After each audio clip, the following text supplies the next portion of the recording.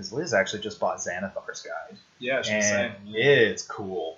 Like, some of the shit in there is cool. They brought back the Swashbuckler Prestige class, and I'm very excited about it. I love it. I love it so much. Because I just want to build a character who is basically Errol Flynn. Dude, that would be a hell of a cool adventure, though, to, like, do, like almost like, you can do, like, a Robin Hood thing. Or, like, a pirate sort of, like, thing. Like, that would be a lot of fun. It could be fun, like, not, like, one-off, but, like, quick play kind of deal. Small campaign, you know, like 3 or 4 session kind of situation. Like, go through the arc of, like, what would essentially be, like, a feature-length film. Yeah, no, I think you're right.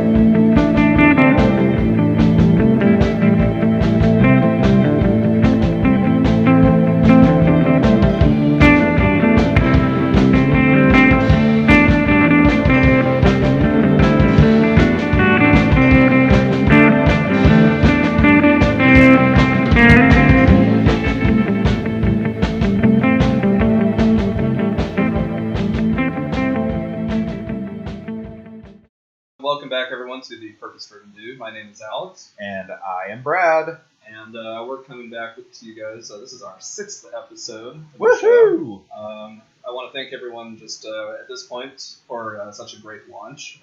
Yeah, guys, you're all awesome. Yeah, we appreciate everyone listening in and all the great feedback we've been getting.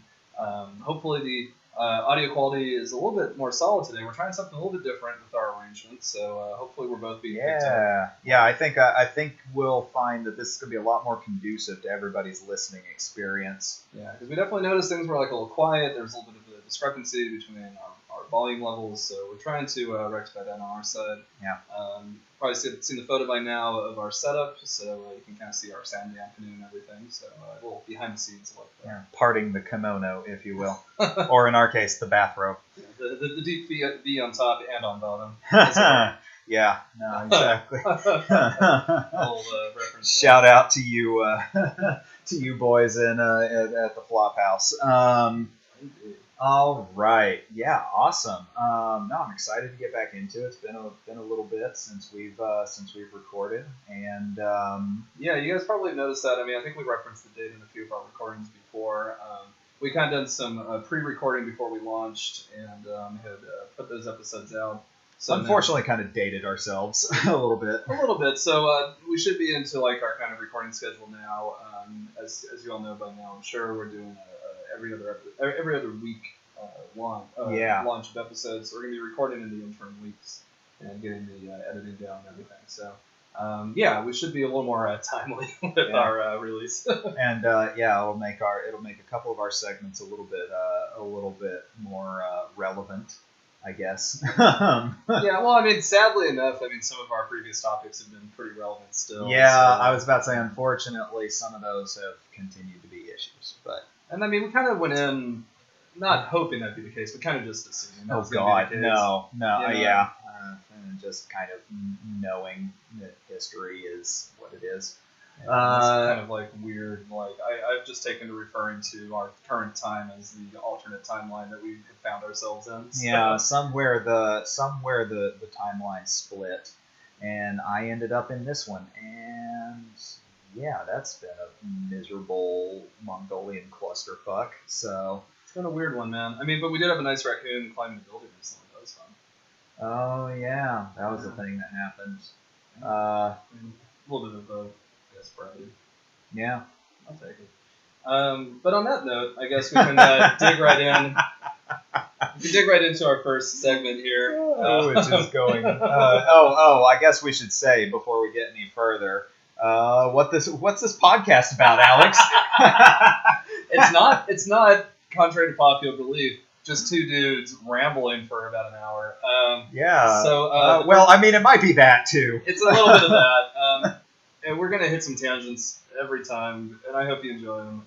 But yeah, so this is the Purpose-Driven Dude. This is a podcast about Dudism, which is the slowest growing religion in the world. Based upon the film The Big Lebowski by the Coen brothers. Yep. And Taoism, and sort of. Taoism, and, really any kind of philosophy you, I guess, want to apply to it. Whatever the fuck you want, man. Yeah, I mean, we focus, I think, more on Taoism and, like, kind of that backing for this, I would say, at this point. I usually make reference to the Dao De Ching, which is the Buddhist version of the Tao Te Ching. I'm going to be doing that here moving forward, actually. So, if you're into Taoism, if you're into Buddhism, if you're into the Coen brothers, if you have no idea what the fuck we're talking about, thanks for joining us, I guess. Yeah, and, if this is all new to you, I'm sorry. Well, and welcome, I guess. Yeah, welcome. And go watch the movie. What we're rambling about will make a lot more sense. Yep. Yeah, it's very true. And it's the 20th anniversary of the film, so there's never been a better time. Yeah. Theaters around the country are screening it coming up here, I think, in a couple months. So is Lebowski Fest happening this year? I think it already did happen. Oh. I think we missed it, unfortunately, because it was in L.A. How typical. I know. Like you wake up and you miss a thing. Yeah, exactly. Especially here now. I mean, that's the thing about living in a big city like this, is that there's always, like, so much going on. Yeah. Like, I'm constantly seeing event updates on Facebook and stuff. Like, it's hard to keep track. Yeah, I have no idea what the hell's happening on a daily basis. Anyway. Kind of a blessing and a curse of living in a big city, really. Yeah. It's a little bit of both. So we're going to start the episode with a segment called Particularly Doodly. Yep, we're going to dig right in here. So this is a segment where we try to highlight a person in recent news or recent times that has been exhibiting particularly doodly behavior. I got us a story this week for Particularly Doodly, and I found a really cool story on NPR. The title of the story is called Teaching Children to Ask the Big Questions Without Religion. So, okay. So this story revolves around a couple. A little antithetical to to the podcast, but yeah, whatever. But bear with me here. We're gonna bring it back around. You'll see what I mean. All right. Because these guys, I think, actually exhibited some particularly kind of doodly attitudes, and particularly like kind of Taoist attitudes about raising their children. Okay. So the story revolves around a couple. Their names are Emily and Nathan Freeman. And the story kind of talks about their struggles to talk about religion with their kids as they grow up. So basically, what happened at one point is the kids went off to stay with like grandma and grandpa, and they came back with all these like Bible stories, and it became kind of a little bit of a point of contention between the couple and the grandparents because they really didn't want to raise their kids in the church or with any particular kind of religion. And the article mentions that, this is becoming more and more of a thing kind of as society tends to move away from organized religion. It's kind of a broad trend over the last 20, 30, 40 years, something like that. I mean, it's probably been even longer than that, but... Probably. But they were saying, like, specifically speaking of baby boomers, there's it kind of has an accordion effect where, like, this is the sort of thing where people kind of in their teens and 20s, as they're kind of in the rebellious stage of their lives, kind of broadly speaking, they tend to move away from religion, and then as they get married, they tend to come back to religion. For baby boomers, the number that the article cites is roughly a 50% return rate, essentially, to whatever maybe religion they were either raised in or most familiar with. I mean, in this country, it's almost certainly going to be Christianity of some variety. Mine seems like more often than not. Yeah.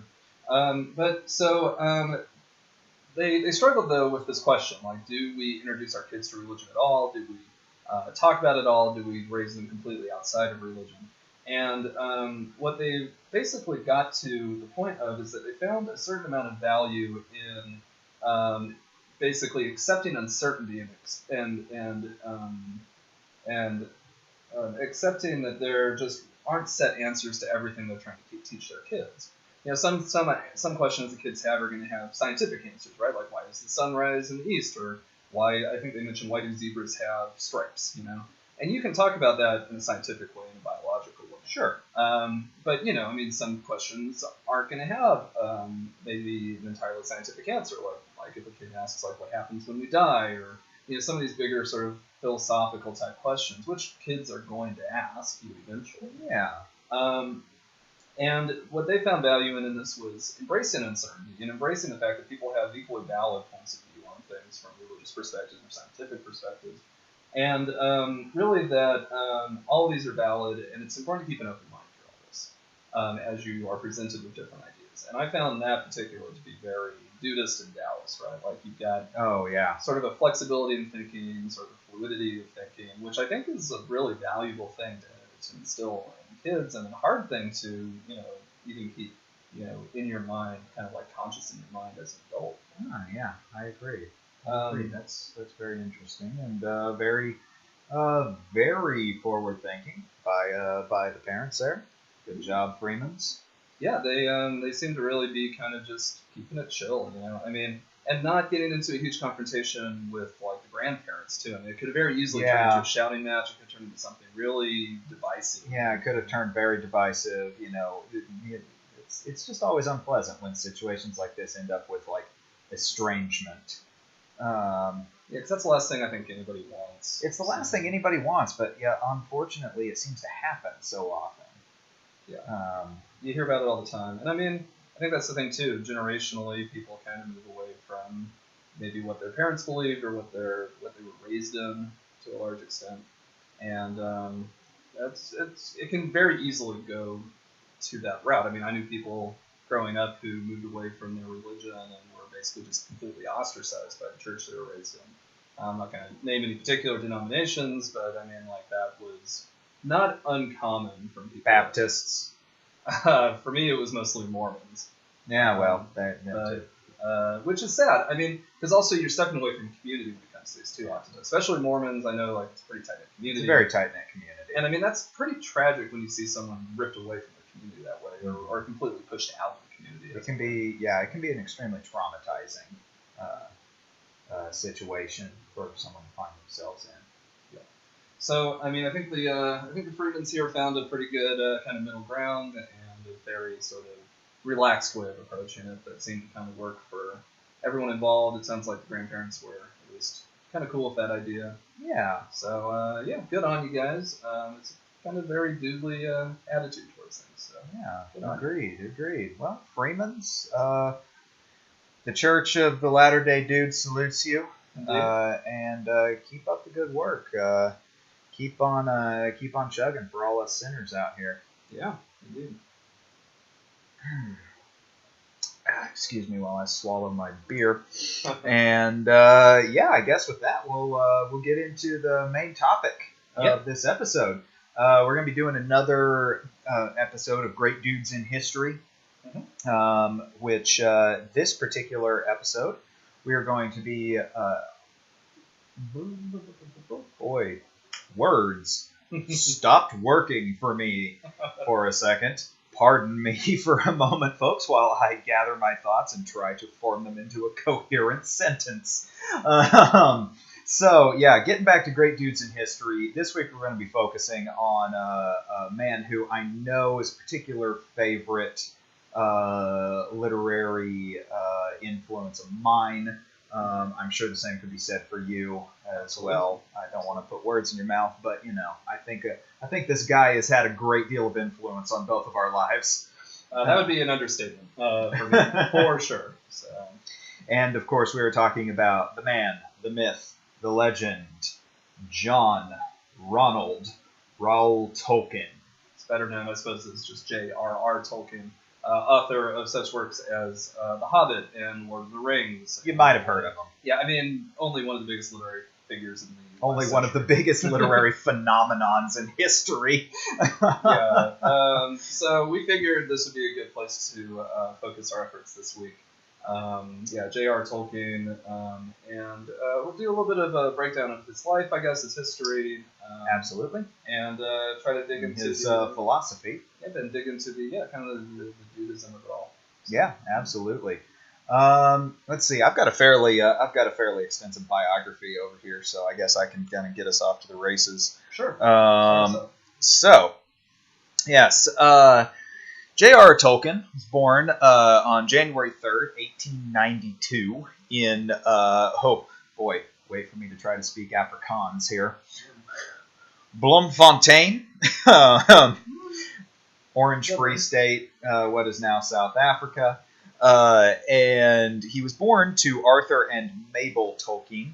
Arthur was actually a banker who had been assigned down to South Africa with his wife, and so as they called Tolkien in his youth, Ronald was born there. And so he actually lived the first several years of his life in South Africa before an extended family trip took himself, his younger brother, and his mother back to England.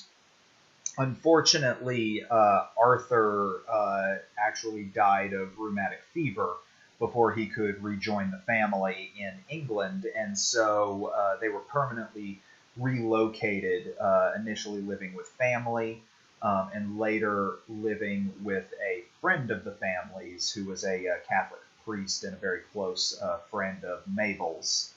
And so Tolkien actually lived a good portion of his childhood in Birmingham, England, where he took to wandering the hills and the woods around that area. He took to sketching landscapes as a child, all of which would later come back to feature very prominently in his writings. Absolutely.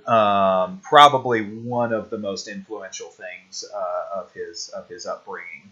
He speaks about it too. I think if you, you can definitely find biographies and everything on him, but I believe it's actually mentioned, if I'm correct, I might be wrong, but I think in like the appendices or like in the notes of Lord of the Rings, I think it's mentioned that he like early on got this like kind of love for nature and not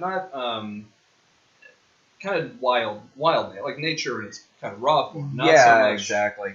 Like the nice gardens and everything of rural England, but the kind of like more wild nature around him. Yes, and was actually he was homeschooled by his mother, and actually was a very keen student of botany as a child, which again, plays a very large role in a lot of his works. You find characters who are specifically seeking or referencing plants and botanicals very, very frequently in his work, and it's very obvious that he continued with that passion into his later life. So a kind of wonderful layer of detail. I feel like there's two different schools of thought when it comes to fantasy writing kind of at large. Like some people feel like that sort of level of detail is maybe a bit overdone or pedantic. With Tolkien, though, I feel it's the opposite. I feel it adds depth and layers to it. It adds layers to this world that he created. That he created whole spun from his imagination, like whole cloth. Nothing from his writings in Tolkien's Legendarium came directly from anything else. Right. They were influenced by other things. They were influenced by other things for sure, but nothing was directly taken from any pre-existing mythology. Right. Well, because his intention, I believe, in writing like Lord of the Rings and writing this sort of kind of grand mythology was to basically give England a mythology that it didn't have prior to exactly. So, because when he was a classicist, he was a linguist, he studied these sort of things. I think he wrote a book on Beowulf, if I recall correctly. He wrote a lecture on Beowulf, and he also translated Beowulf. It was a new translation that didn't exist before he did it, and that was actually pretty early in his career. And we'll get to that here in a second. There are a couple of interesting things that happened before. Not skipping too far. Yeah, we're not going to skip too far ahead because there's a lot of stuff that went down before he was there. Yeah. So his mother actually had been a Baptist from birth and ended up converting to Catholicism. And so she actually taught Tolkien Latin at a very early age, which kind of spurred this interest in language that would stay with him for his entire life, and was probably one of the most important aspects of his writing and of his creativity. Was his ability to not only work with language and craft language, but to just straight up invent languages, which he actually started doing very early on as a child with several of his cousins. His cousins had actually invented a language, I believe, that they called like animalism or something like that, which I know means a very different thing these days.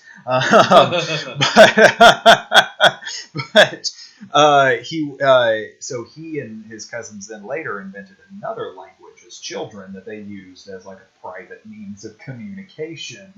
And so when you get into his writings later, where he literally invented like 6 languages, just whole cloth, something like that. It's kind of interesting to see where those influences came from this early in his childhood and his adolescence. Yeah, well, and talk about an interest. I mean, I was just double checking the dates on this because I knew that it's important, I guess, if you're looking at this from a kind of broader historical context of learning Latin early on. It's sort of interesting. I feel like that makes sense. If you were raised outside the Catholic Church and then converted to Catholicism back then, like learning Latin would actually be a pretty big deal because, I mean, this is pre-Vatican II. Yes. Vatican II, of course, was between 1962 and 1965. I just double check those dates. So, like, I mean, Mass was still in Latin. If you wanted to know what was going on, you had to know at least some Latin. Yeah. So. And just a funny story, I didn't actually write this down, but I read this, because Tolkien, for most of his life, was a very devout Catholic. And he hated Vatican II. Oh, really? He despised it. He thought it was, he just couldn't stand the liturgies and everything being read in English. And so he made a point of, in the responses, the crowd responses, while everyone else in the church was responding in English, he would respond extremely loudly in Latin. It's like classic grumpy old man type stuff. Yeah, I mean, and obviously, like, he was in his 70s when this was going down. So it's like he had 0 fucks to give at this point. Yeah. But his son was talking about how embarrassed he always was because he'd be at church with his dad, and his dad would be like yelling Latin in the middle of the service. Well, it's funny because, like, I still know people, actually. I know people from when I was growing up who basically just rejected Vatican II. Like, there are still congregations out there that do the entire thing in Latin. Not all that uncommon, quite frankly. Which I've never seen. It's funny, I've been to Mass a few times in my life. I've never actually seen that. Yeah, no, I've never seen an actual Latin Mass. I would be interested to attend one. I mean, I know for a fact that the one Mass I did attend, the priest knew for fucking sure that I was not Catholic. He knew. It was actually at Philmont. Oh shit! Okay. So I don't know if we've mentioned this or not. Both of us did scouts whenever we were growing up, and both of us went to Philmont Scout Ranch in New Mexico. Well, actually, I didn't go to Philmont. Oh, you went to Northern Tier. Yeah, I actually staffed Northern Tier. You staffed Philmont. Right. I did not staff. I just went on 2 contingents there. Okay. But yeah. So Philmont is this big backpacking ranch in New Mexico that's owned by now the Scouts of America. Right, because they're allowing women into the program. I actually really took side note there, I love the Direction Scouts. Yeah, no, I was about to say, finally, after like a couple of decades of doing the stupid thing, they started doing the right thing. Which is nice. But a Northern Tier, just in case you're unaware, is it's a canoe base which is located up in the boundary waters of Minnesota. Mm-hmm. It's located about 5 miles from the Canadian border. It's very, very north. Minnesota. Both very beautiful. Gorgeous. Northwoods in Minnesota are just some of the most beautiful. One of the most beautiful places I've ever been. Yeah, and and Philmont being in northern New Mexico, around like the Red Rock Angel Fire sort of areas, which you're getting into the southern foothills of the Rocky Mountains, so absolutely gorgeous. So anyway, I was at Philmont and I went to this Mass just randomly because nobody else in my crew was like going to my denomination's service, and at the time I was fairly involved with like my Baptist church and all this stuff. So I went along with a few of the guys from the Catholic one, and they actually took communion while they were there. And so I just like had no idea what was going on. All of a sudden, everybody started getting in line and like walking up to the front and everything. I was like, oh, I better go get in line and walk up to the front and everything. And I get up there, and the priest literally looks at me and goes, "Bless you, son," and like shooed me on. And I was like, how did he know? Oh, that's funny. Well, and it's funny you mentioned, actually, I've only been to Mass a few times in my life because I was raised kind of equal parts Presbyterian and Lutheran. My mom's Presbyterian, my dad's Lutheran. And I went to Mass when I was a Northern Tier because it was one of the only times we could get into town. The base was kind of far away from the closest town, which was Virginia, Minnesota. And, or I'm sorry, it wasn't Virginia, it was Ely, Minnesota. I've been messing this up. Ely, Minnesota, which is a town of roughly like 2,000 or so people. I would not have known the difference. Yeah, Virginia was the next closest like big town. So every Sunday, though, since Boy Scouts or the Scouts of America at this point are still technically a religious organization, you have to have some kind of religious affiliation to be in the program. And they made a point on Sundays, if you wanted to, they would drive people into town to go to church. And yeah, they would. I don't know what you're signaling before. Oh, I was trying to signal for the bottle opener, but it's okay. Sorry. But you were holding the bottle opener, so it confused me. Well, I was trying not to jingle my keys next to the microphone, but yeah, no, that shit done sailed. Yeah, well, it's okay. Here, you get this nice little bit of audio. Nice. But anyway, so yeah, it was one of the times we could get into town was on Sundays when they would drive everyone. We're talking about religion, and I'm like fucking opening bottles next to the microphone. Look, alcohol and religion has been so closely entwined for its like the entire history. It's true. I did an episode about it. Yeah. For yeah. It's all. And so we got busted into town on Sundays, and I went to Mass one time because I basically just shopped it around. I was like, I'm gonna go to like Mass one week. I'm gonna go to like Baptist service one week. I went to a Presbyterian service one week. So I went to Mass, and it was fun. I mean, it was fun. Yeah, sure. I don't really know where to go with that. It was one of the few times I've been to Mass. Tolkien. Back to the topic at hand. So yeah, so he developed these interests very early on in life, and actually Mabel's conversion to Catholicism ended up with her basically being ostracized from her entire family. I mean, back to what we were talking about, yeah. Yeah, exactly. And that's the thing is, it's like this was the early 1900s. I think this was about 1904 that this happened, and but it had a very, very heavy influence on Tolkien.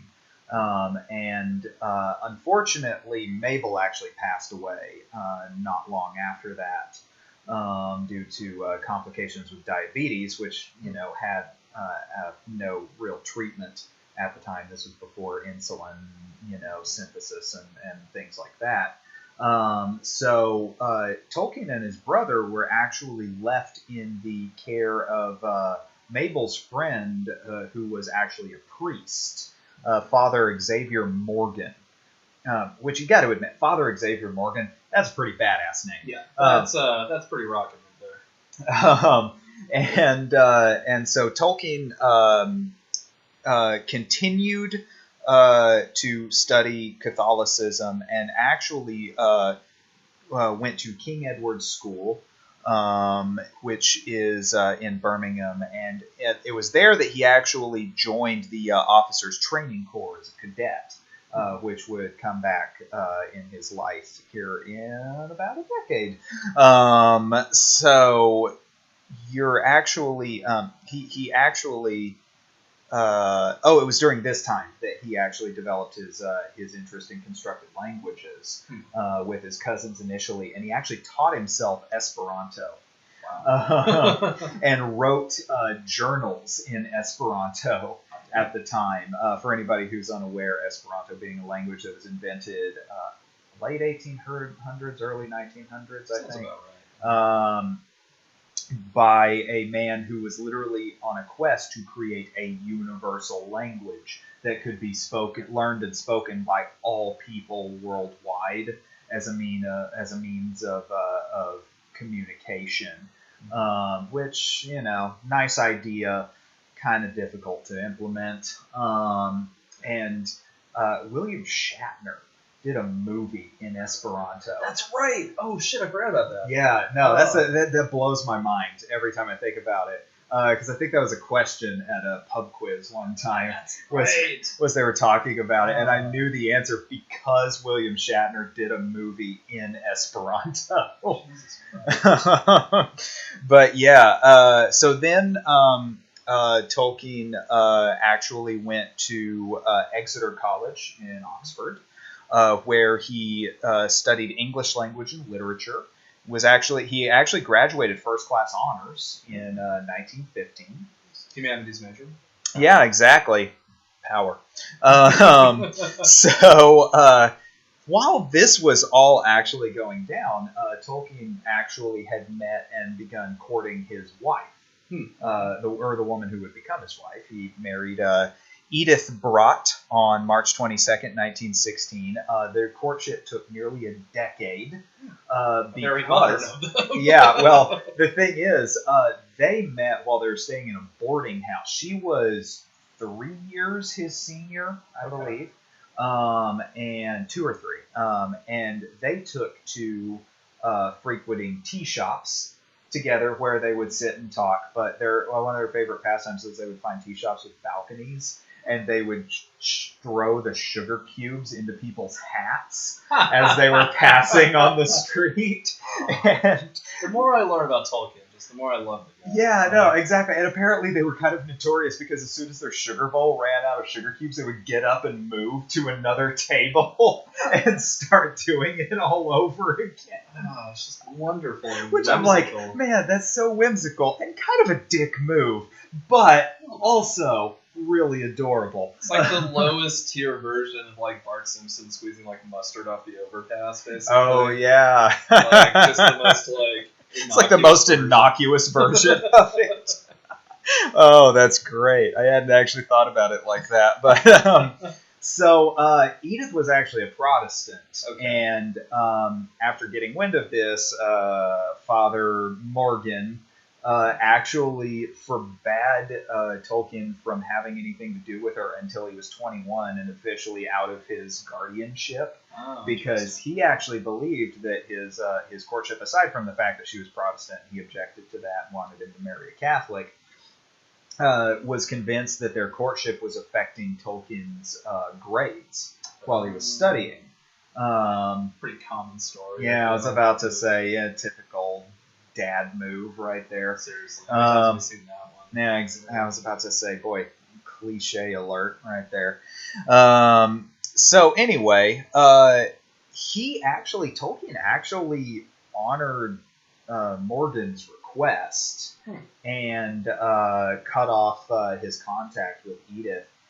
But the second he turned 21, he resumed contact. He was back to the sugar cubes. Yeah, the thing is, she had gotten engaged since then, and the first thing he did as soon as he wrote to her was ask her to marry him, and she ended up breaking off her engagement with this other guy and marrying him.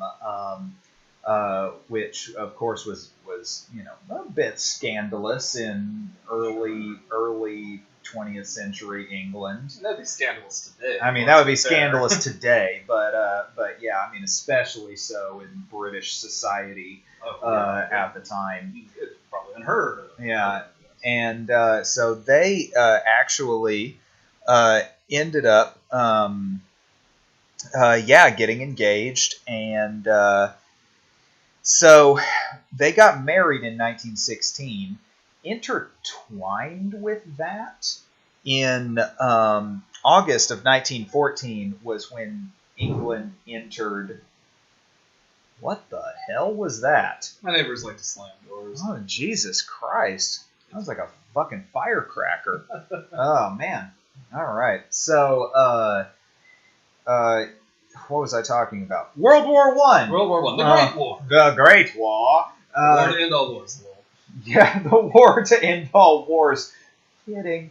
Nice try, guys. Gotcha. Yeah, we all know how that one turned out. So anyway, August 1914, England enters the First World War, and Tolkien actually, like I mentioned before, he had not finished his schooling yet, so he did not actually immediately join the military upon their England's entry into World War I, which was again a scandal because I mean, pretty much anybody in England, there's this kind of like obsession with as soon as they're in an armed conflict, like everybody joins. Sure. It's this cultural thing that has existed for God knows how long. Well, like World War I in particular, right? I mean, it was the thing that kind of like jarred to a degree, I think, like that out of the aristocracy in particular, right? Was just like the sheer like brutality of that war. Yeah. Well, I mean, World War I being an example of like people trying to apply classical warfare to a modern war. Right.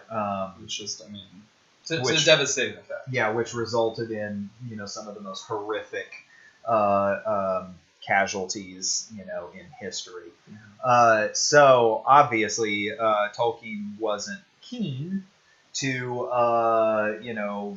jump on a ship and sail to France. Can you really blame him? And you can't really blame him. This was about a year back into his courtship with Edith, and he was studying, and he actually applied for a conditional program that allowed him to complete his degree. And he had he had an amazing quote whenever he was talking about his entering into the military service at the time. He actually would write to his son Michael later. The official or the actual quote being, "In those days, chaps joined up or they were scorned publicly. It was a nasty cleft to be in for a young man with too much imagination and little physical courage." Which, I mean, if that doesn't speak to dudism right there, that's boy, that is one of his doodliest quotes. It's right out there for sure. Right there. But yeah, so he actually ended up joining and was commissioned as a second lieutenant in the Lancashire Fusiliers on July 15th, 1915. And he actually was deployed to France on June 6th, 1916, and put in command of the 11th Service Battalion Lancashire Fusiliers. This military unit was actually almost completely comprised of working class soldiers, like miners, millers, things like that. And he actually felt like a really close connection to these guys, but unfortunately, he was really sort of restrained by the sort of officer etiquette that was expected at the time, and he wasn't allowed to develop friendships with his men. He was supposed to like inspire love and devotion from them, but he found himself like really hamstrung because he couldn't develop these like really deep, intimate connections that he really wanted to feel with them. Just sad. I mean, like, again, speaking, I think, to some of the rigidity of English society at the time. I mean, this was not just English society. I feel like this existed broadly. Oh, yeah. I mean, it existed, like, even in, like, fucking American military up until, like, the Korean War. Yeah. Sort of like such a... I mean, and my understanding, I have not been in the military, but my understanding is there's still a fairly kind of, like, rigid line, like, between officer and enlisted men. Yeah, I mean, like, the fraternization is still discouraged a lot, but, I mean, it's like you go and you watch, like, episodes of MASH when they're talking about, like, how they won't allow anybody into the officers club, and so, like, they start protesting and things like that. Yeah, so it's something that's still kind of going on in a lot of places, but to a little bit lesser degree. But this was where his second quote came in that I absolutely loved, which was during the time, because he was experiencing this real conflict with how he wanted to interact with his men and how he couldn't. He actually wrote, "The most improper job of any man is bossing other men. Not one in a million is fit for it, and least of all those who seek the opportunity." That is pretty damn Dudist, right? Yeah, I was about to say, I read that and I was like, well, fuck, that's the quote of the episode right there. I mean, there's nothing else that gets doodlier than that. Yeah, I mean, talking about, like, embracing, I mean, just everything about it. I mean, embracing dualities, and, I mean, yeah, that's just wonderful. Yeah. So... sagely behavior. Yeah. Talking about Dadaist terms. Yeah. So unfortunately, his unit participated in the Battle of the Somme, which, for anybody who's unfamiliar with the history of World War I, the Battle of the Somme being a absolutely just fucking devastatingly brutal battle. Heavy casualties on all sides. And Tolkien himself actually had formed a literary sort of society while he was in college, and two of the members of his society were killed in the Battle of the Somme within a day of each other, out of only like 7 members. And he actually later wrote, by 1918, all but one of my close friends were dead. So this obviously was just a horrible, devastating blow to him personally, and he himself might have been killed, but unfortunately, I guess fortunately, he was in very poor health at the time and ended up being in the hospital more often than he wasn't. Because he eventually was evacuated. Yes, yeah, and he was eventually sent back to England. And after he was sent back, pretty much his entire battalion was just wiped out. Yeah. But when he was back in England, he was rotated basically between the hospital and garrison duties because he wasn't healthy enough to do anything else, and was eventually deemed medically unfit for general service. So he pretty much just did, like training procedures and stuff like that afterwards. Mm-hmm. It was actually at this time that while he was back in England, war was still going on. While he was back in England, that he actually started writing the Book of Lost Tales. Right. This is when his first drafts of what would become like the Lay of Luthien and the story of Baron Luthien was written. And he wrote them. I just recently read this book, and if you're a Tolkien fan at all, I'd highly recommend picking it up. It was just published last year. It's called Baron and Luthien, and it basically is Christopher Tolkien, his son, who's been publishing posthumously for him for decades now. Yeah, and since he died, basically, yeah, pretty much. Like almost as soon as he passed away, Christopher Tolkien started picking up the slack and editing, and then onward and upward. And like this book, Christopher Tolkien actually says in the forward of this book that's probably gonna be the last one he publishes because he's getting very elderly. He is. He's like 93 now. But there's actually one coming out in August. Oh shit! There's going to be another one. Yeah. I'd have to scroll through and see if I can find it. We'll find it later. But but basically this was one of the some of the earliest iterations of what would later become. I mean, like these are like central and core stories to the Lord of the Rings mythology and everything. And they were written, I mean, they were kind of fanciful, like fairy tales almost of him and his wife, actually. Yeah, exactly. That's the thing is I've got this in whenever their first son was going to be born, by this time Tolkien and Edith had been reunited in England, and there was one day that they went for a walk in the woods, and they came to a hemlock grove, and Edith began dancing in the grove, and he literally watching her took that image with him for the rest of his life, and it was what inspired the actual story of Baron Luthien. Yeah, that's basically how it starts. Yeah. Yeah, which is the story of like pretty much the most iconic love story of any of his works. It's echoed really in so most people probably if you haven't dug super deep into Tolkien like I have or like you have, It's basically the parallel story to Aragorn and Arwen. And they mention it in the book. Like I was actually just multiple times. I was actually just looking through it. One of the first things that Aragorn actually does with the hobbits is he recounts like part of like the Lay of Luthien, which is the story of Baron Luthien.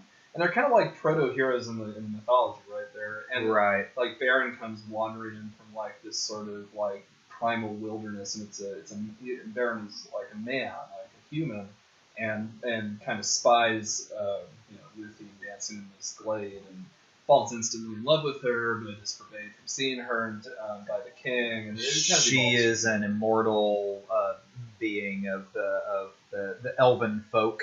Yeah. So it's like kind of forbidden love, and then he has to go prove himself on his quest, and et cetera, et cetera. It's kind of got all the sort of like hallmarks of your kind of classic hero's journey. Yeah. It's a gorgeous story, and if you haven't read further into it, I highly recommend it. It's covered in the appendices in the back of Lord of the Rings, but if you get a chance to actually read Christopher Tolkien's edited full version of it, I highly recommend it because it is beautiful. I mean, it is it's beautiful isn't even doing justice, I think, and I mean, it's awesome. And I don't know how to go. I don't know how else to say it. I mean, it's like weirdly like this is a guy pouring his heart out, into the story. And it's interesting too if you get a chance to read it because the early drafts of it are particularly fun. They're almost like fairy tales essentially. Yeah. They're very different in tone from what would later become kind of like his sort of elevated sort of Lord of the Rings sort of prose. There's like the Lord of Cats, like literally house cats, he mentions fairies and stuff like that. It's very much more sort of like this. It's a fairy tale. Yeah, it's very cool. Yeah. So after his military service, Tolkien's first civilian job was with the Oxford English Dictionary. Oh, cool! Doing historical etymology on Germanic words with them, which I'm like, boy, that's a niche position right there, ain't it? It sure is. I mean, I can see that. I mean, wow, that's actually pretty fascinating. I've always found etymology to be fascinating. So that's really cool. And so he did that. He then got a job as a reader for the University of Leeds. Okay. And it was here where he started translating actual English myths. His translations of stories like Sir Gawain and the Green Knight, Pearl, Sir Orfeo, like these are still considered to be like the definitive translations of these stories and are taught in English schools to this day. Which, I mean, it's important that we have these translations, right? I mean, I remember back actually in high school, I took AP English, and my English instructor read at least parts of Beowulf, I believe, in the Middle English that it was originally written in. Oh, yeah. And it was actually fascinating to me at the time because I was studying German.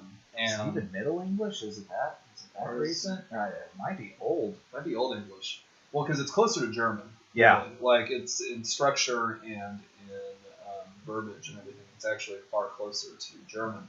And it was interesting because I was taking German at the time, so I was able to follow it, okay. But, it's rough, man. It's real rough. So. Yeah. And so he's doing this. This is already getting him some attention. And then he takes a fellowship at Pembroke College. And this is where he starts writing The Hobbit. Okay. The Hobbit. Then while he's at Pembroke, he actually finishes The Hobbit and he finishes the first 2 volumes of The Lord of the Rings. Okay. And this was also the time where he undertook the translation of Beowulf. Oh, okay. Yeah, we were talking about earlier. Yeah, which we were talking about earlier. He actually finished it, but he didn't actually publish it in his lifetime. Oh, it was published by Christopher. Okay. And it was nearly 90 years after he finished the translation that it was published. But he actually gave a lecture about the literary importance of Beowulf, which I did not know prior to that had been kind of dismissed by a lot of literary critics. I had heard about this, yeah. who kind of saw it as like ungrounded and just a fairy tale that had no real literary or historical significance. And Tolkien pretty much single-handedly changed the way that any literary critics or students view Beowulf. Wow. That's interesting. I mean, and that's the thing. I've read Beowulf in the end. Oh, yeah. It's awesome. I've read it twice. Yeah. And I really love the I think it's still like basically the definitive way of purchasing. If you're going to buy a copy of it, it's one of those sort of books that has like modern English on one side and the original language on the other. And it's fascinating. It's such a cool read, and it blows my mind. I'd heard about that before, where it was sort of dismissed. I'm like, really? Why? Because it seems like it would be important just by reading it. You know? Mm-hmm. So. Yeah, well, I don't know. I mean, I guess maybe that's just not tied to like not Shakespeare, but to Arthurian legend. I guess. Maybe. I mean, I guess I'm a little perplexed. Like, I need to do a little bit more research to figure out like why this attitude was so widely held, because it confuses me. Mm-hmm. So yeah. Where was I? Beowulf, Lord of the Rings, The Hobbit. Yeah. So. At this time, most of his published writings, including The Hobbit, were actually intended to be children's books. Mm-hmm. And he originally started writing The Lord of the Rings out of just demand for a sequel to The Hobbit. And it was actually a very slow evolution into sort of the format that we know now of the published Lord of the Rings, which is a very much darker, more serious, and adult piece of literature than The Hobbit originally was. Right. It still contains definite moments of whimsy. And like Tom Bombadil. I was going to say Tom Bombadil being probably the prime example. Yeah. Which I still think is a shame that it was cut from Peter Jackson's adaptation. I don't know. I feel like it would have just slowed the pace of an already incredibly long movie. I get it, and for pacing reasons, I totally understand. From like a filmmaking perspective, I missed it. Yeah.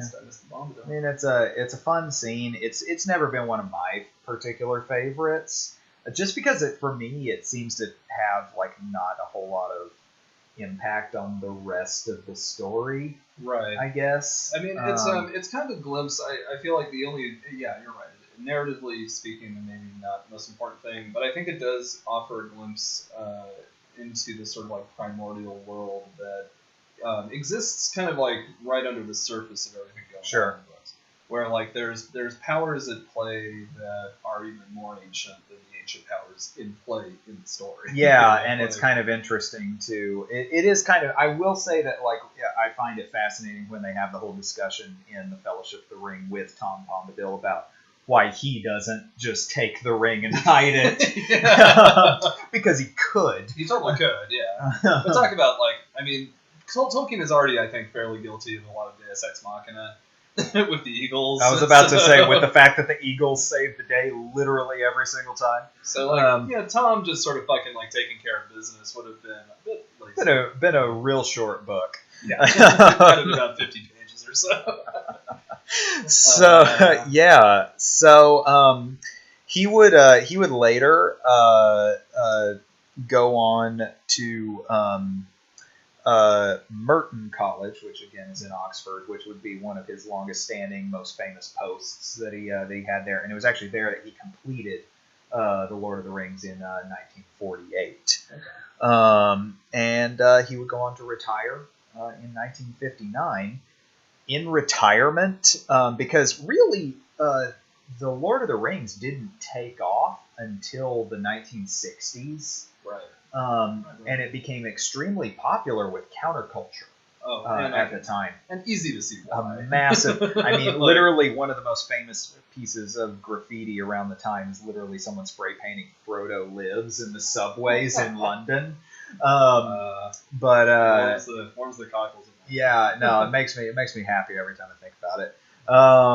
He actually, though, like at first he was very enthusiastic. He would respond to fan mail and answer like fan questions and things like that. He actually became very, very disillusioned with his own celebrity very quickly. Yeah, I remember reading that yeah, he wouldn't sign things. He was very hesitant to sign things. I think. Yeah, he and Edith actually ended up moving to Bournemouth, which is a town that's kind of it's a seaside sort of resort town kind of place. It's very known to be popular with like the upper middle class in England. One of my favorite Britcoms is set in Bournemouth. Oh, okay. For anyone who's looking for a good Britcom, watch Waiting for God. I've been meaning to watch that for literally years. It's fucking hysterical. Damn, okay, It is goddamn funny. The whole thing's set in a retirement home in Bournemouth. Right. And it's just about like all these people who are like aging, but they're not ready to just like give up living. So they're just raising hell in this retirement home. That's wonderful. Yeah, it's a beautiful show. Everyone should watch it. It's great. I've laughed harder at that show than I think I've laughed at just about anything else. So anyway, so they moved to Bournemouth, and Edith loved it. He was very quickly accepted into society because he was a big famous writer. Sure. Edith loved it. He fucking hated it because he really missed like all of those working class acquaintances and the Inklings, who were like his literary circle that he ran with, which included, people like C.S. Lewis. Right. He really missed that life going later into his retirement. He also had no idea that the Lord of the Rings were going to make him so much money, and so he often regretted not retiring earlier as well, because he's like, well, I would have been a fucking millionaire. Like, I didn't need to wait until I was, 67 to retire. That's funny. Talk about embracing duality, man. Yeah. It was there that he passed away on September 2nd, 1973. He was buried with Edith, who had predeceased him by about 21 months. Right. And their headstones are engraved underneath their names with the names of Baron and Luthien. Indeed. And a little bit of trivia I learned about that just in reading through Baron and Luthien is that he actually, after she passed, her grave marker actually didn't initially say that. It's her name. Yeah. And he had it changed when he kind of realized that he was approaching the end of his life. Yeah, it's actually a place I've been meaning to visit. I feel like that is something I need to do in my life. Yeah. Visit there. Something I would very, very much like to see. Pay my respects. Because, he's definitely been a big influence in my life. But I was going to get into just a few other little facts about his life. And we already kind of touched on this earlier. Is that he was like vehemently anti-communist and anti-fascist. I was about to say, now we can get into the views that really now that I've given you an extended biography, we can get into the views that really drew us to him to begin with. Right, because and you would get these if you're familiar at all with Lord of the Rings, and if you've read them, or if you've watched the movies, there's some pretty strong themes running through them of it's kind of anti-war, but particularly total war. The idea of committing the entirety of the nation to this sort of industrial. In the event of England practicing total war against Germany in World War II, he was vehemently opposed to the concepts of total war. He also described Adolf Hitler as that little absurd idiot. Little absurd moron. Right. Was what he called him. And there's a great little excerpt actually on the Wikipedia page, and I didn't write it down, but there's an excerpt where when he was trying to publish The Hobbit in Nazi Germany, and the publisher asked him I read this earlier today. Yeah, the publisher asked him, are you Aryan? And his response was basically something to the effect of, well, I'm an Englishman first, and I do have German background going back a few generations, but I find this question to be just extremely insulting. Yeah, and, he was just having none of it. Yeah, he was hardcore. He was a crusader against anti-Semitism in his life. he had very, very close friendships with a number of Jewish intellectuals and literary members of his society, and he was absolutely just horrified by the just the attitudes, because of course during World War II, the world at large was largely unaware of what just the level of atrocities that the Nazis were perpetrating on the Jewish people, and but their rhetoric was very anti-Semitic at the time, and he was extremely resistant to it, to the point where he almost canceled the German publication of The Hobbit because he was so outraged by this line of questioning. Yeah, he was just deeply insulted. And I think there was also a quote from him in that article, or in that line of questioning, where he basically referred to his Jewish friends as like his esteemed colleagues, or like he definitely rubbed it in. I'm sure if Goebbels saw the fucking letter that he wrote, he actually had to write 2 drafts, because I think his first draft was basically just "fuck you." Yeah. And what's interesting is the draft that survives was actually, you're right, it was actually the second draft, because the one he sent was destroyed in the subsequent destruction of Germany during World War II. And but he wrote about these sort of things, this sort of like absolute warfare and the destruction. He wrote about his opposition to just the wholesale, basically slaughter of civilians in both Germany and Japan. Yeah, he was absolutely horrified by the bombings at Hiroshima and Nagasaki. Yeah, I think he called it the Manhattan Project, something about like the builders of Babel or something like that. Like he just had no kind words for it. Yeah, no, he was absolutely horrified by just the cost of life, and talking about Dallas, these lunatic physicists. That's what lunatic physicists and Babel builders. Yeah, it was just referring to the tower, the biblical tower, not the not word diarrhea. Right. But I mean, like these sort of like. And he had been shaped largely by his experience during World War I as well, where he just saw, and even with like we were saying earlier, like kind of like the best and brightest of his generation being slaughtered on the battlefield just for no reason over a scrap of land. Yeah. And it brings back to Taoist principles. I don't have to read them, but if you want to read into Tao Te Ching chapter 30 and 31 for anti-war sentiments, and kind of his appreciation of nature, and Tao Te Ching 20 and 29, among others. These are kind of central themes to his personality, and what it comes through in his writing.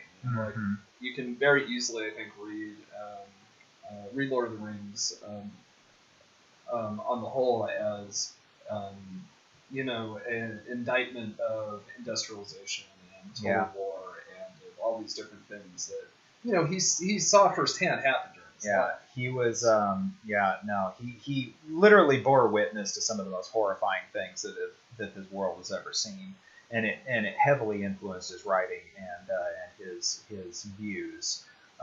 You also mentioned the anti-industrialism, which we kind of vaguely touched on earlier when we were talking about his love of nature.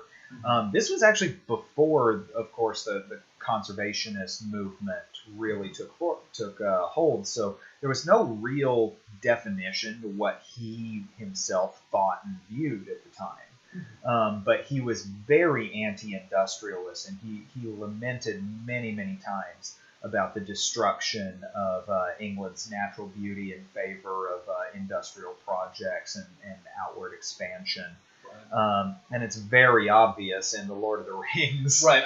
Watch the first Lord of the Rings movie. If you don't want to read the book, just watch the movie and watch the destruction of Isengard. And try not to see that coming through in that scene. Yeah. And also anti-fascism. Try to watch the portrayal of Sauron and not think of leaders like Hitler or Benito Mussolini or any of these cults of personality types. Yeah, Joseph Stalin. He was incredibly anti-Stalinist.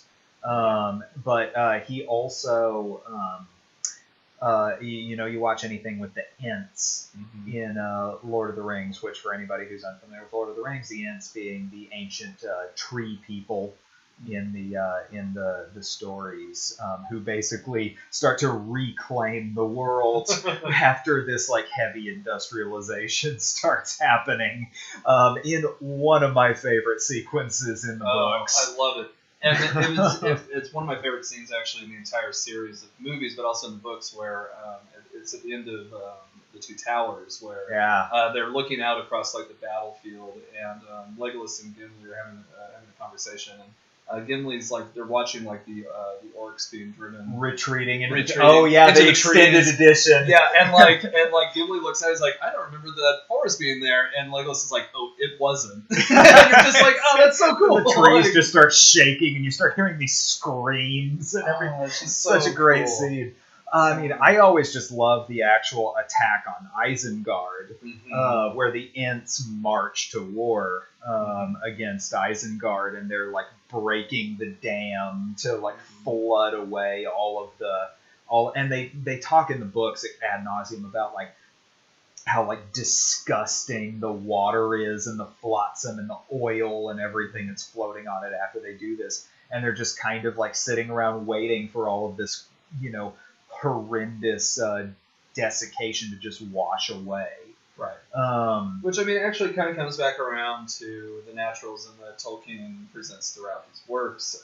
And particularly, and this brings it really tightly back down to the Taoism of things, his use of the imagery of water throughout his book. Or throughout his works. As a purifying force. Purifying force, but also a unifying force, and one that you don't want to fight against, right? This was actually, I marked the first usage of it, and it's used throughout the book. So he has a poem that he uses throughout the book. It's kind of a song poem called, I think it's just called The Road, technically. I think it's literally called The Road Goes Ever On and On. Right. Which, it's like, it's a little unwieldy. But in which he really employs this sort of imagery of like a flowing river, and kind of how, well, I'll just read. I'll read the first kind of section of it. Do it. Like in the first few pages of Lord of the Rings. It goes, the road goes ever on and on, down from the door where it began. How far ahead the road is gone, and I must follow if I can, pursuing it with eager feet until it joins some larger way, where many paths and errands meet, and whither then I cannot say. And this comes up over and over again, and there's different kind of refrains throughout the books of this imagery. And I mean, talk about Taoist. I mean, this is Wu Wei in a nutshell. Yeah, exactly. It's like the basic distillation. Yeah, and it's just, I mean, it's beautifully employed. And if you watch the movies, it crops up like in little scenes. It's one of the very first scenes of the first movie, actually, when Gandalf is rolling into Hobbiton. Yeah, he's singing the song. And he's singing the song under his breath, and you can hear it. I mean, if you listen for it, you'll hear it. Yeah, you'll actually hear those words. That's the one thing I would have liked a little bit more of, honestly, in the movies, is I would have liked a little bit more of the singing, because it's such an intrinsic part of Tolkien's writing. Yeah, and I felt like a lot of it was marginalized out, and I understand why, for narrative reasons and pacing and all that stuff. I think it would have been really cool if they had kept slightly more of the Baron of Luthien side of things in there, because they do touch on it. Yeah, they touch on it very briefly in the extended edition. Right, and if you're familiar with the movie, it's that kind of fairy tale scene in Rivendell when Aragorn and Arwen are on the bridge, and they're talking about the Even Star and this sort of like foundational myth of the elves. And there's even in the extended edition, there is a scene where I think it's Frodo or Sam, I don't remember, I'd have to go back and watch it again, it's been a couple of years. Frodo or Sam wakes up, and Aragorn's just kind of quietly singing the Lay of Luthien under his breath. That's right, I remember. And they ask him about it, and he starts to tell them the story, and he just ends with his own ruminations on his relationship with Arwen, and ends with "she died," which is again an oversimplification, but yeah, I mean essentially. Well, but that's the thing, and it's one of the very few things, and I'm going to touch on it just briefly. It's one of the very few things I think the Hobbit movies did well, at least in the first Hobbit movie, where you have the recounting of like the fall of Moria, I believe. Yes. And I think it's like you get a little bit more of that kind of lore Yeah, they dig a bit deeper, and I feel like, I mean, Peter Jackson to a degree is responding to critics from the original films with these, but I feel like that was one of the few scenes that they kept Benicio del Toro around for, was where it's like this like bright golden dawn, and like they're fighting orcs, and it's super epic. It looks like something. Oh, Guillermo del Toro. I was like trying to figure out when you said Benicio del Toro. Oh, I was like, excuse me, I totally messed that up. I was like, the super villain? No. Okay, Guillermo del Toro, because he was originally slated to direct. Yeah. And, would have been a very different movie. But there's like this cool scene in the first one where it's like this big battle going on, and they're setting up like kind of the main orc villain. Right. But it's like this sort of idea of history and like the importance of history to these people. You know? And that's actually where they sing in that one too, because far o'er the misty mountains cold, through dungeons deep and caverns old. Well, that was after that, I thought. I think it was after, but it's the same scene. Because they camp at Weathertop, and that's where he recounts the story. I think. I could be wrong. It's been a while since I've seen it. Not for the Hobbit. Yeah. I think we might be thinking about two different things. Yeah. That's okay. I'm into like a bomber at this point of beer, so it's okay. I might lose the thread of the conversation a little bit moving forward, which means we should probably start wrapping up. We've been going for a while. We've been going for a while. Suffice to say, we're both massive fans. But that's we could do multiple episodes about this subject. Easily could. But I think we've touched on kind of like bringing it to like the dudism of the matter and kind of where Tolkien stands and kind of, I guess, pantheon, if you will, or whatever, of great dudes of history. Yeah, no.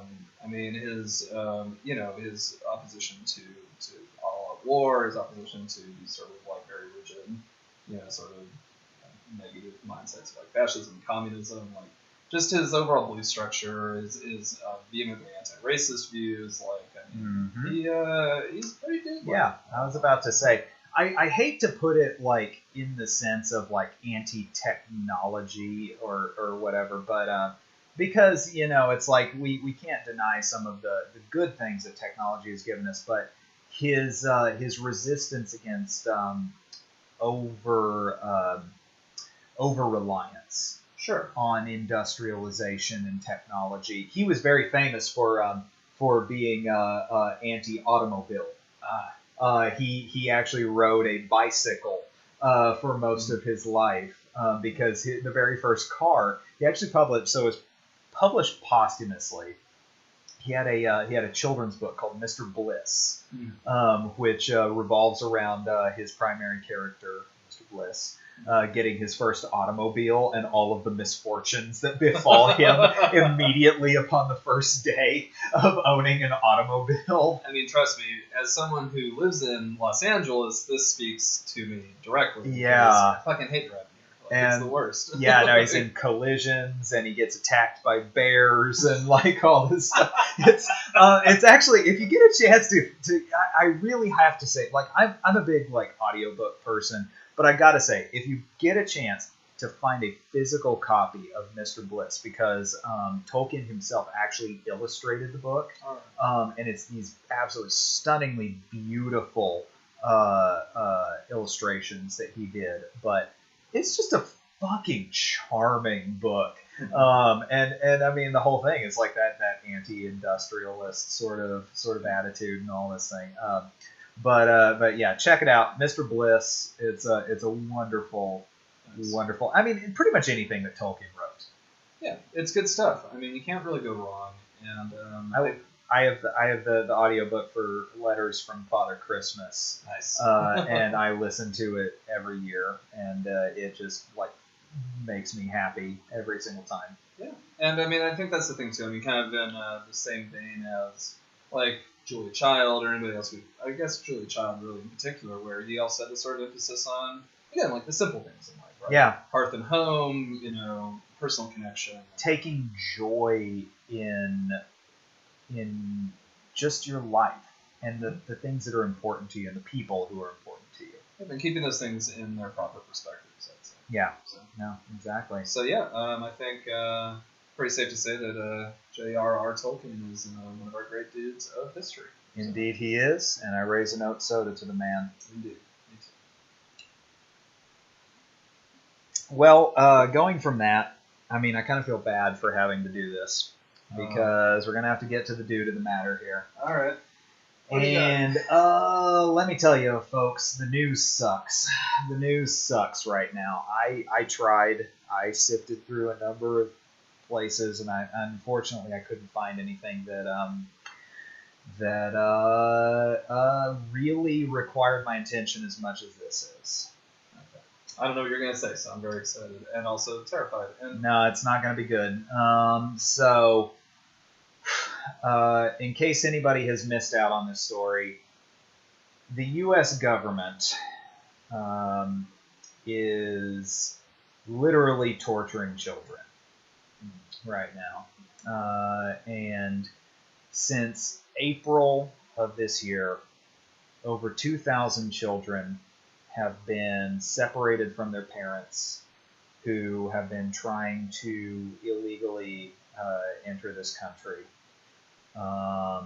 And are being kept in one of the most inhumane situations that I have ever seen in my life. I am just absolutely mortified and heartbroken about this situation. I'm probably going to get a little emotional during this. Whether it's anger or sadness, we'll have to see.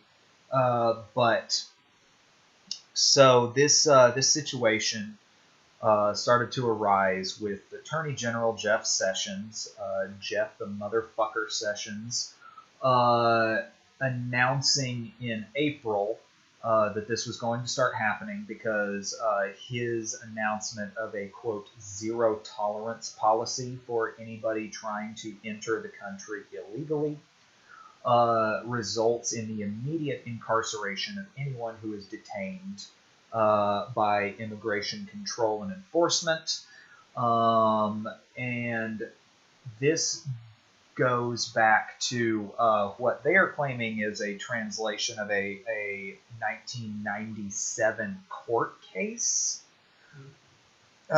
in which they claim that, like people who are being charged with anything more than a misdemeanor will, while they are incarcerated, will have their children removed from their custody, which is just intrinsically fucking bullshit because there's absolutely no law on the books that says that this is what's going to happen.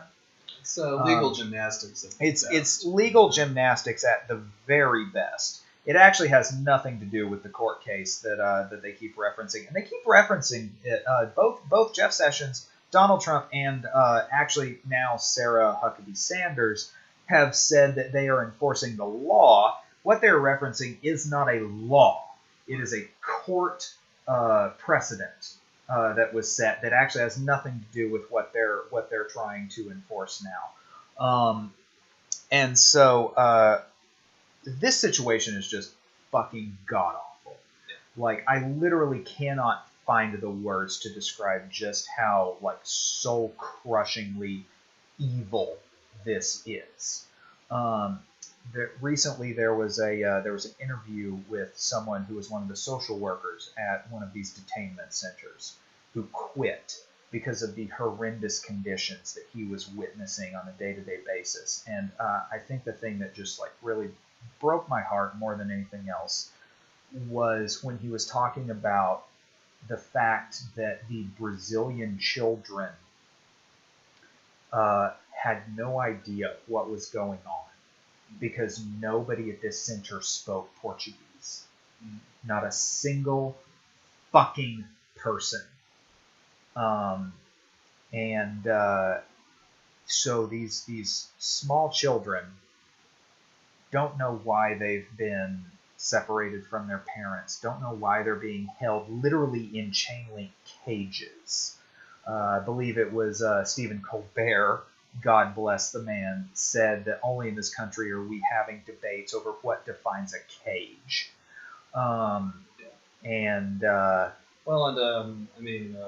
What's it? Takei, George Takei compared it directly to the Japanese internment camps in during the Second World War, which he lived through.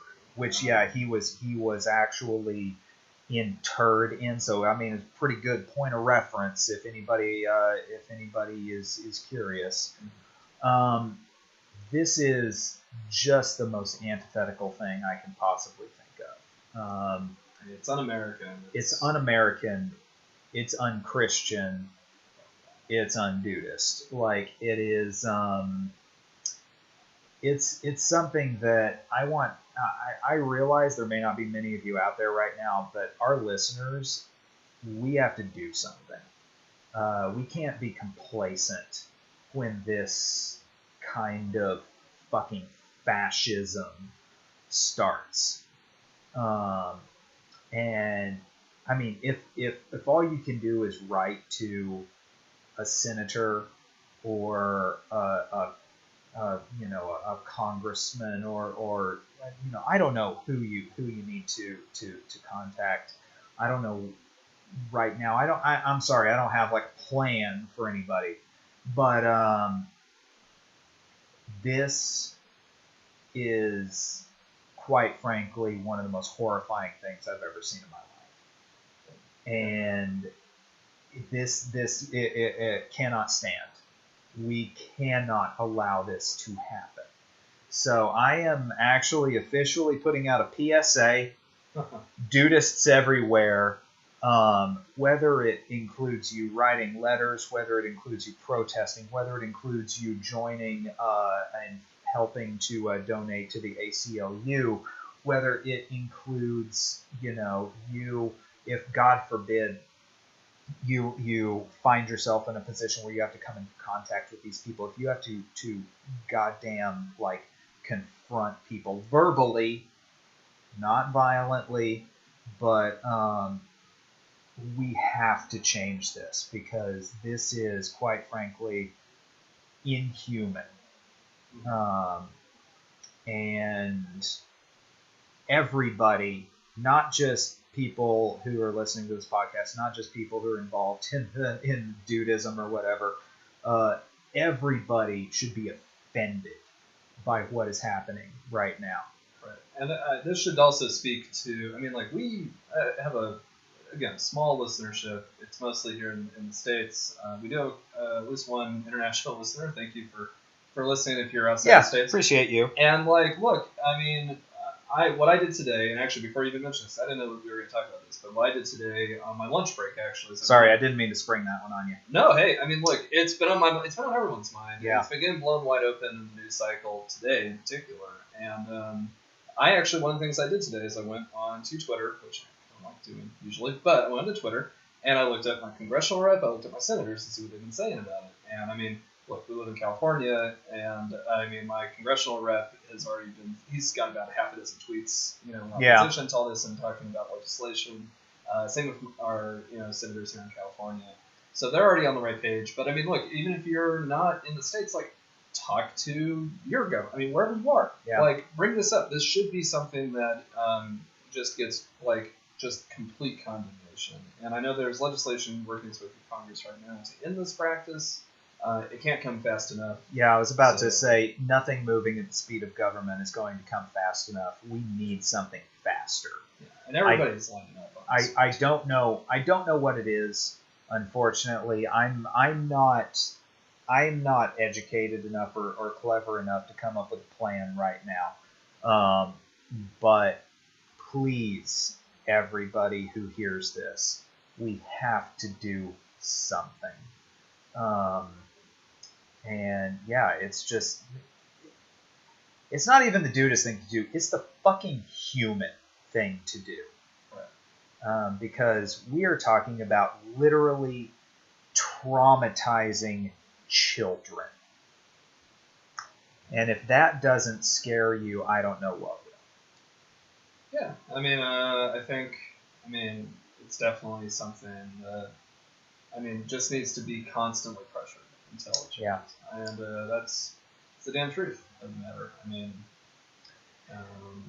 It's again, it's unfathomable. Really. Yeah. It's inexcusable. There's no completely incomprehensible. I don't even know really what else to say aside from the fact that don't be taken in, because there have been a lot of lies that have been spewed by the president, by the attorney general, by by the many secretaries who have spoken on their behalf. There is no law in this country that they are enforcing. They are trying to tell us that they are, but there is not. Look it up. If you go to Fact Checker, if you go to Snopes, if you go onto a government website, there is no law that they are enforcing as they are trying to tell you they are. This is simply vindictive, inhuman torture. And I mean, it goes against. I mean, okay, so if we want to bring it back, I'm trying to find the Dudist thread of it. And my Dudist thread is don't torture children. Yeah, don't torture children. Anybody. And I mean, that's easy. But I mean, also, I mean, the Dudism side of it. I mean, we're talking about so the Taoist principle of like the sage, right? And I mean, I don't think you could be acting any less like a Taoist sage by implementing these sort of policies. And I mean, and I think it's one of the most evil things too that we've seen come out so far from Jeff Sessions is that he's tried to use religion to justify this. Yeah. Which I mean is just it's abominable. I mean, like it's yeah. Absolutely if you're a Dudist, if you're a Taoist, if you're a Christian, you should be. If you're anything. Yeah, if you're a Buddhist, if you're Islamic, I mean, any faith should be just appalled by this. Yeah.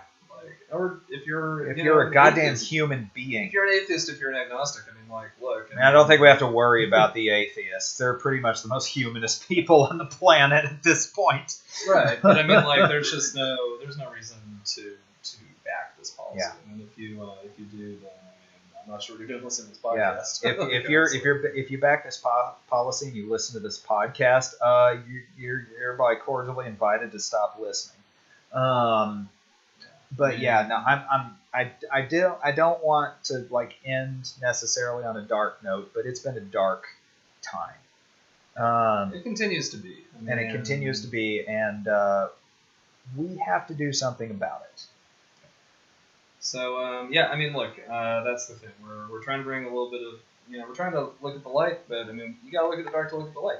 You gotta know that there's both. You gotta recognize there's both, and it's part of it. I mean, you can't have light without dark, right? I think that's kind of the Taoism of it all. Yeah. Like it's the duality of it.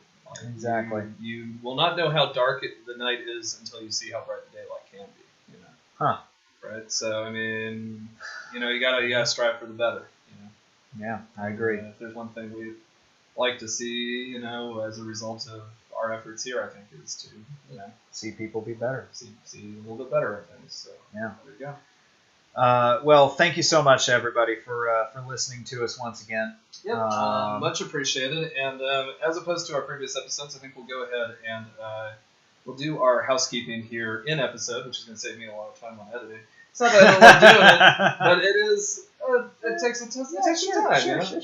So, I get you. I've been doing a lot of editing myself this week. I understand. So, in an attempt to simplify my life, I'm going to go ahead and do our housekeeping segment here at the end. First thing I'd like to shout out is our wonderful music that we've been using. The band is Apache Tomcat, and they are just tremendous. Yeah, every single thing I've listened to them has been absolutely fucking phenomenal. We're both big fans. The song that we're using is called 2 p.m. Wake Up Call.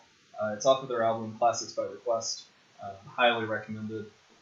I mean, especially if you just need to chill out, smoke a J, drink a soda, listen to some surf rock. It's a good way to go. I mean, they're primarily a punk rock band, and they just have amazing music all around. It's fantastic. Yeah, check them out.